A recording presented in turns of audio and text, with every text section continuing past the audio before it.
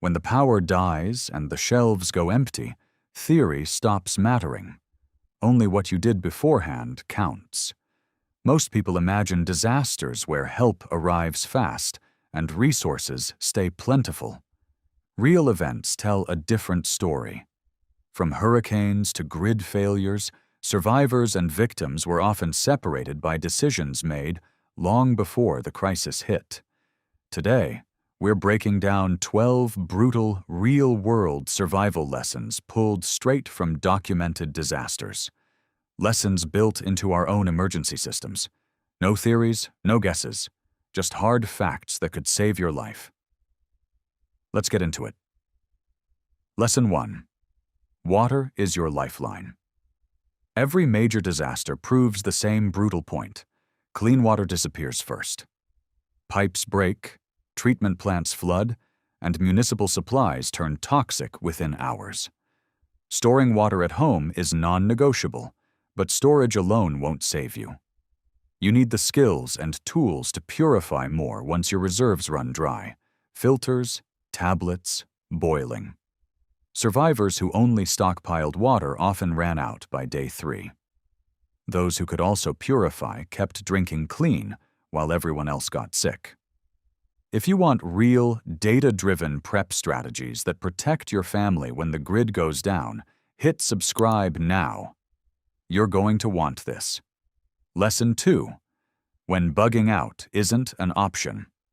Here's a myth. Real disasters destroy fast. I'll just leave if it gets bad. Flash floods swallow highways. Ice storms turn roads into death traps. Debris blocks every exit. In countless documented events, evacuation simply wasn't physically possible. That means your home has to function as a self-sufficient survival unit. Food, water, sanitation, security, all on hand. If you can't leave, your house becomes your lifeboat. Build it like one. Lesson 3. The grid will go dark. Long-term blackouts aren't a worst-case scenario. They're a guarantee during major disasters. No refrigeration, no heat, no charging. Survivors who thrived had backup power ready to deploy immediately, plus non-electric ways to cook, light their homes, and stay warm. Candles, propane stoves, battery lanterns, generators, simple tools, massive impact. The families who panicked in the dark were the ones who never planned for it. Lesson 4. Know your specific threats. A generic plan fails when reality hits, because your risks aren't generic. Coastal? Hurricanes and flooding. Near a fault line? Earthquakes. Cold climate? Winter grid failures. Survivors who studied their region's actual threats built targeted plans for evacuation and sheltering in place. Those relying on a one-size-fits-all checklist hesitated when it mattered most. Identify what's likely to hit your area, then build specific protocols for each.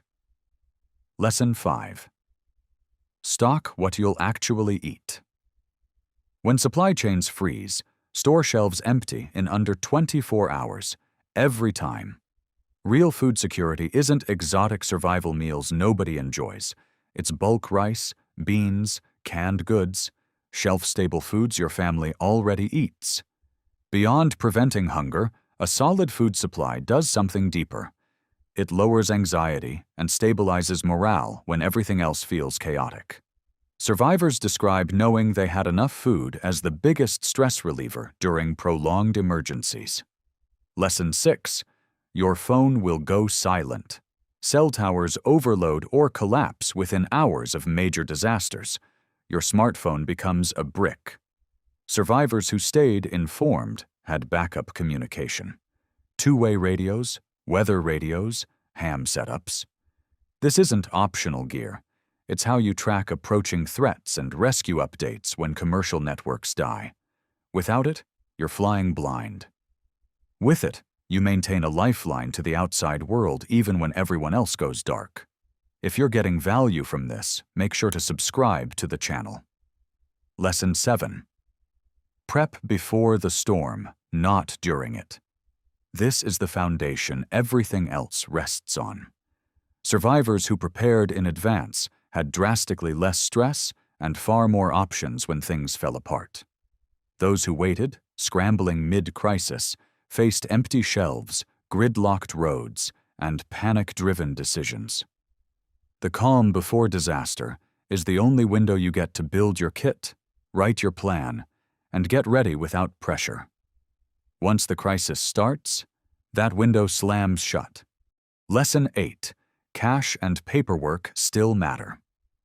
When the grid collapses, ATMs freeze, card readers die, and banking apps go dark. Survivors with physical cash could still buy fuel, supplies, and medical essentials from vendors who couldn't process digital payments. Equally critical, keep ID, insurance papers, and property deeds in a waterproof, portable case. In disasters, proving who you are and what you own can determine how fast you recover. Lesson 9. A plan on paper is worthless. Survivors who ran actual drills moved with muscle memory when disaster struck. No panic, no hesitation. Those who only wrote a plan discovered its flaws too late. A radio that didn't work, a route that was blocked, a family member who didn't know the meeting point.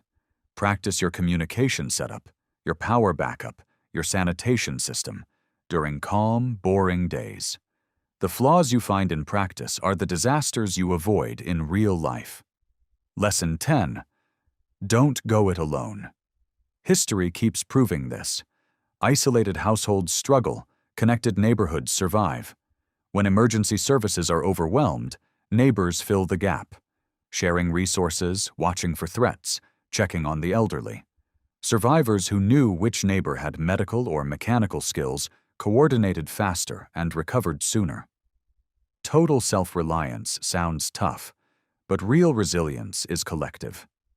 Build relationships now, before you need them. Lesson 11. Your mind is your best tool.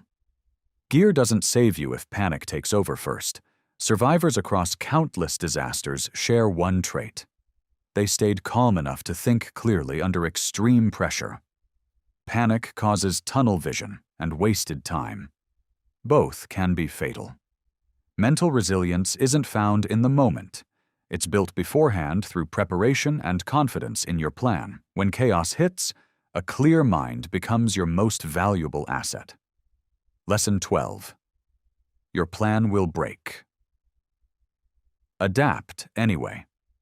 No matter how detailed your prep is, reality throws curveballs, gear fails, routes get blocked, conditions change in minutes.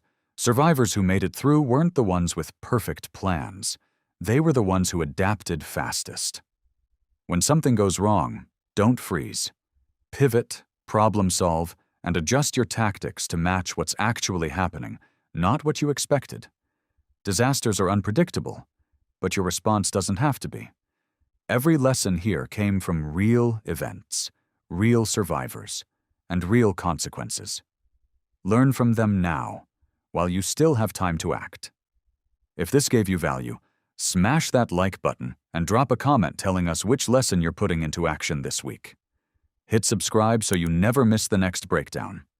Stay sharp, stay ready, and I'll see you in the next one.